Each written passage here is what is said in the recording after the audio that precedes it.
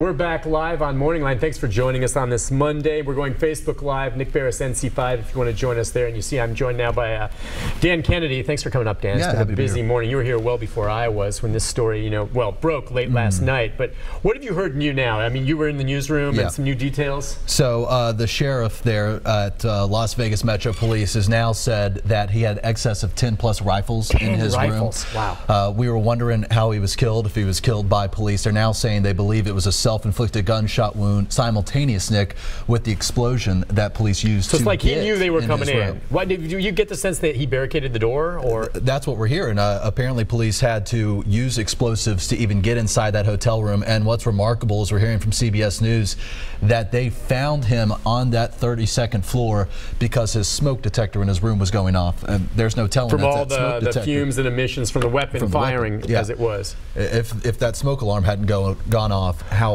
more difficult it would have been to track him. Are we hearing any more about his wife? I mean, you see on YouTube and some of the other reports that I've been following where they said there was a woman in the crowd who was kind of causing a ruckus, telling people they're going to die tonight. Any word on that? They say the woman who was originally ID'd as a person of interest, and I think we should be careful calling her wife. CBS News originally reported wife, but seeing conflicting reports now.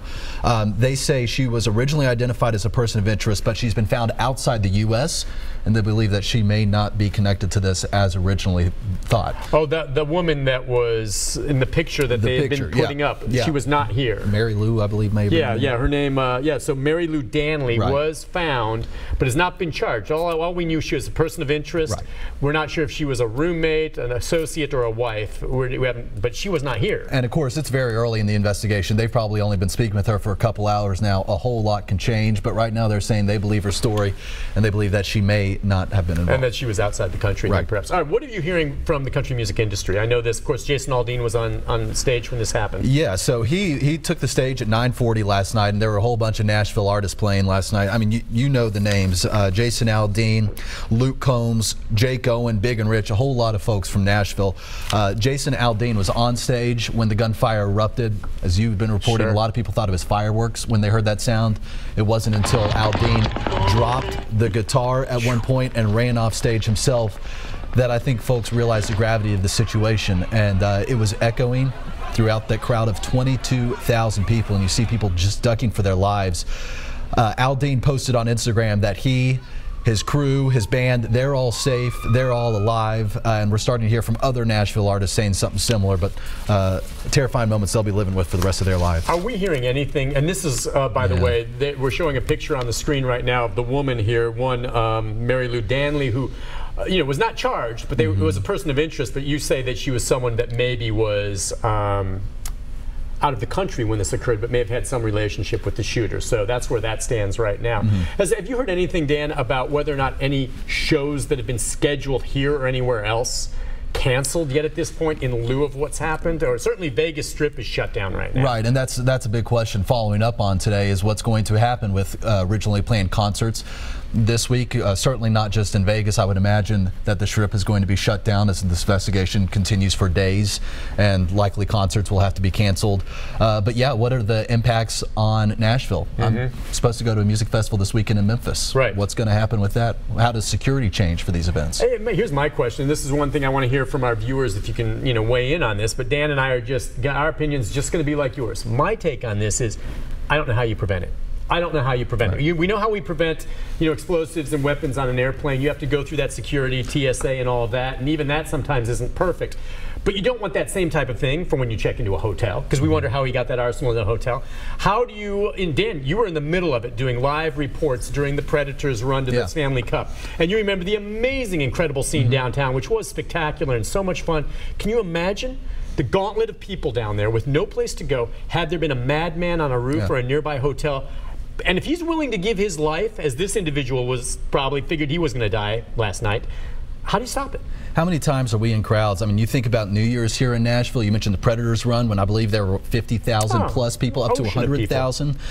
They do the best they can. I mean, think about the Titans games that we go to. You're now required, if you're a woman, to bring a purse that's clear. Right. So that they can see what's in your purse and make it easier on security as they check you. You go through metal detectors. They make you open up your bags. But how do you prevent somebody from getting on a roof? Especially if they're willing to give their own life. Meaning, if they're there and they know they're going going to die, and they just put it there, whether they're bringing an explosive or a weapon. That's the very scary thing about that. Well, those will be the follows today, among others. Every country or every city in the country today is going to be doing follow-up stories on what if it happens here. But this especially hit closer home for Nashville, did it not? Because of the nature of who was performing, and because we have so many concerts. This is Music City, and think about how many of these artists were just performing at CMT Fest. Right, which is another event you're thinking, oh my gosh. Yeah, at Nissan Stadium. All right, the final tally before we let you run, but we're hearing now 400 injured, perhaps, that many? 400 plus people taken to the hospital. The number of dead still stands at 50. It's going to be interesting to see, as far as those 400 go, how many of those were gunshot wounds. Right. If folks were injured in that mass exodus, people, a bit of a stampede, if you will, on their way to safety. Some law enforcement officers, at least one, we understand, lost his life. Off duty is what I'm hearing. Off duty, but maybe they're working security or part of it, and then several other officers may be injured who are there. You know there's security at something like this as well. Sometimes officers are off duty working security. I wonder if that was part of it. And we're going to hear all those stories. I'm sure there were stories of heroism in that crowd of 22,000 people as they work to save the lives of people around them. We've all been in concerts and crowds like this, and imagine you're sitting there watching a concert, and all of a sudden you hear this, and then the person next to you falls to the ground bleeding. I mean, that's literally what was happening here. Just awful. Dan, listen, thank you for coming up and joining us on Morning Line. Hey, if before the end of the show, anything else develops, would you come on back up? Will do. Appreciate it. Thank you, Nick. Dan Kennedy, who's been following it all morning long, was on this before I even got in, and thank you for that. And it'll be interesting to see. Again, as he said now, it appears as though the person of interest, this Mary Lou Danley, has been located out of the country. So whether or not she was a roommate, a friend, an acquaintance, a wife, that's not been specified yet, but she was never charged, and now we're learning she was out of the country. So it does not appear as though she, at least, was the woman in the crowd maybe telling people you're going to die tonight. If that indeed happened, you wonder if they're looking for others possibly that were in the crowd that were in cahoots with this individual. We just don't know. Too many unanswered questions right now. Let's take another phone call or two, or did you say take a break, Mary? Let's take a break. We'll take a break. When we come back, more of your calls. Ross, Cindy, Taylor, Mike. We've got a few lines open. Your thoughts on this, and I'll comment on what many of you are saying right now on Facebook Live. We'll be right back. This is